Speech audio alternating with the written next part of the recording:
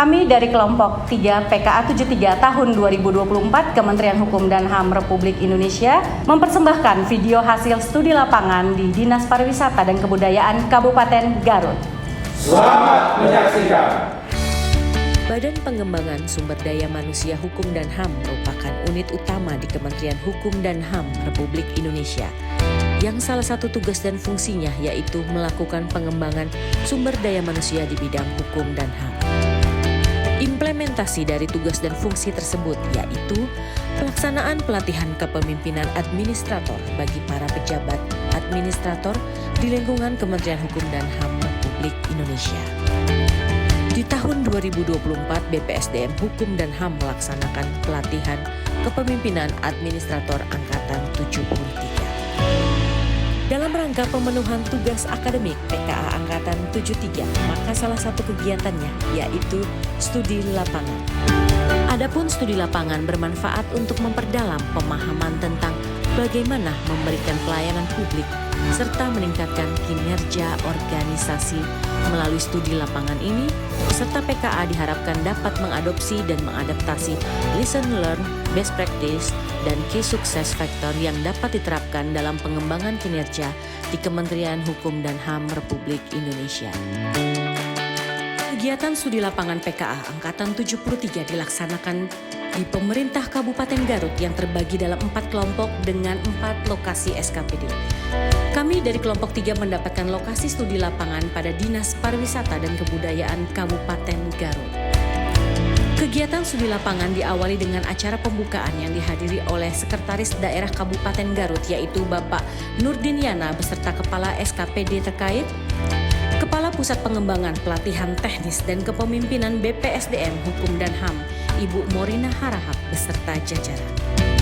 Dinas Pariwisata dan Kebudayaan Kabupaten Garut adalah salah satu SKPD di bawah pemerintah Kabupaten Garut yang memiliki tugas dan fungsi yang berfokus pada pengembangan pengelolaan sektor pariwisata serta pelestarian budaya di wilayah Kabupaten Garut. Kabupaten Garut memiliki luas wilayah sekitar 3.000 km persegi yang terdiri dari 42 kecamatan, 21 kelurahan dan 421 desa serta memiliki populasi sebanyak 2,6 juta jiwa. Garut terkenal dengan berbagai destinasi wisata alam seperti Gunung Papandayan, Gunung Guntur, Kawah Kamonjang, dan Situ Bagendit. Selain itu, daerah ini juga dikenal dengan sumber mata air panasnya, seperti Cipanas Garut. Dari kebudayaan, Kabupaten Garut memiliki tradisi ngawuwuh, kemudian produk makanan berupa burayot dan dodol. Garut memiliki letak strategis dan beragam potensi alam. Kabupaten Garut merupakan salah satu daerah yang memiliki daya tarik besar baik dari segi ekonomi, pariwisata maupun budaya. Dengan sumber daya manusia sebanyak 115 orang yang terdiri dari PNS sebanyak 48 orang dan TKK/TKS sebanyak 67 orang, Dinas Pariwisata dan Kebudayaan Kabupaten Garut tetap berkomitmen untuk memajukan Kabupaten Garut dan sektor pariwisata dan kebudayaan. Produk unggulan dan inovasi dari Dinas Pariwisata dan Kebudayaan Kabupaten Garut yaitu menerapkan sistem etiketing lanjutan dan penataan kawasan yaitu Situ Bagendit, Pantai Sayang Helang, dan Candi Cakuang.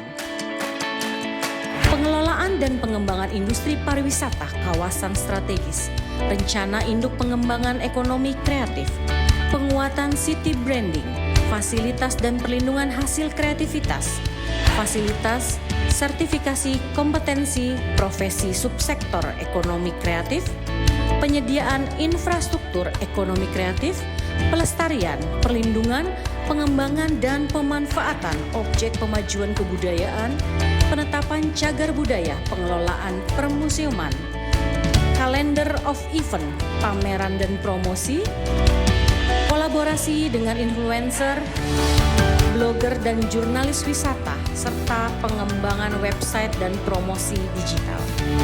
Dalam mengelola destinasi Destinasi Wisata dan Kebudayaan di Kabupaten Garut. Dinas Pariwisata dan Kebudayaan Kabupaten Garut memiliki 4 unit pelaksana teknis, yaitu UPT Situ Bagendit, UPT Situ dan Candi Cakwang, UPT Pantai Sayang Heula, Santolo dan Ranca Buaya, dan UPT Museum dan Gedung Balai Paminton. Kabupaten Garut memiliki destinasi wisata dan kebudayaan meliputi Situ Bagendit, Pantai Sayang Heula, Pantai Santolo, Pantai Ranca Buaya, Gunung Papandayan, Air Panas Cipanas, Curug Sanghyang Taraje, Kamojang Eco Park, Candi Cakwang, Graha Liman Kencana, Kampung Baduy Muslim di Garut Selatan, budaya Lais, budaya kesenian Badeng, kesenian Surak Ibra, dan destinasi lainnya. Listen, learn, dan best practice hasil studi lapangan di Dinas Pariwisata dan Kebudayaan Kabupaten Garut yang dapat diadopsi dan diadaptasi, yaitu di bawah kepemimpinan Ibu Luna Afriyantini, kinerja Dinas Pariwisata dan Kebudayaan Kabupaten Garut bertransformasi untuk lebih baik lagi. Inovasi dalam pengelolaan 234 destinasi menjadi fokus utama dalam peningkatan pariwisata di Kota Garut. Dinas Pariwisata dan Kebudayaan Kabupaten Garut menerapkan sistem merek dalam manajemen ASN sehingga ditetapkan pada kategori sangat baik untuk mempersiapkan pemimpin masa depan atau future leaders dan pendukung pemerintah Kabupaten Garut menjadi world class government in Indonesia. Terima kasih. Kolaborasi antara pemerintah Kabupaten Garut, khususnya Dinas Pariwisata Garut, untuk mengembangkan potensi wisata tidak ketinggalan dengan bekerjasama dengan pemerintah daerah dan swasta untuk membangun wisatawan yang lebih baik. Manajemen kinerja pada Dinas Pariwisata Kabupaten Garut sangat menginspirasi bagi kami peserta Diklat PKA 73. Akan kami implementasikan pada instansi kami, Lapas Tasik. Terkait dengan manajemen risiko, Dinas Pariwisata Kabupaten Garut telah mengembangkan strategi manajemen risiko guna melindungi warisan budaya Garut dari ancaman kerusakan atau kehilangan. Perencanaan serta pengelolaan anggaran yang baik pada Dinas Pariwisata dan Kebudayaan Kabupaten Garut berdampak sangat positif dalam memberikan pelayanan publik.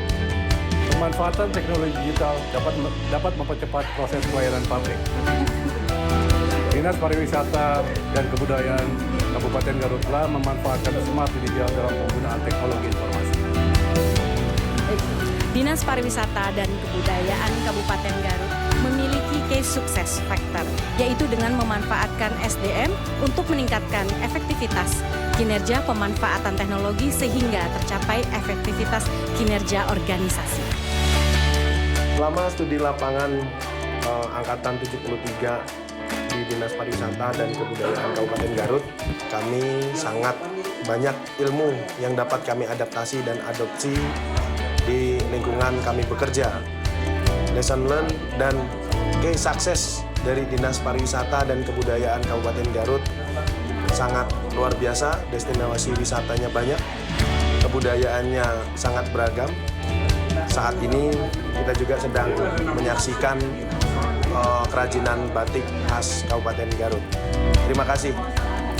Saya Luna Afriyantini, Kepala Dinas Pariwisata dan Kebudayaan Kabupaten Garut, tentunya sangat berterima kasih atas kunjungan dari Bapak-Bapak dan Ibu peserta PKA Angkatan 73 dari Kementerian Hukum dan HAM Republik Indonesia tahun 2024 ke dinas kami. Tentunya hari ini banyak membawa masukan-masukan dan saran-saran dari Bapak-Bapak dan Ibu untuk perbaikan kinerja kami ke depan. Ya, tentunya pesan kami ini, Bapak-Bapak dan Ibu ini sangat sangat beragam ya lingkup kerjanya.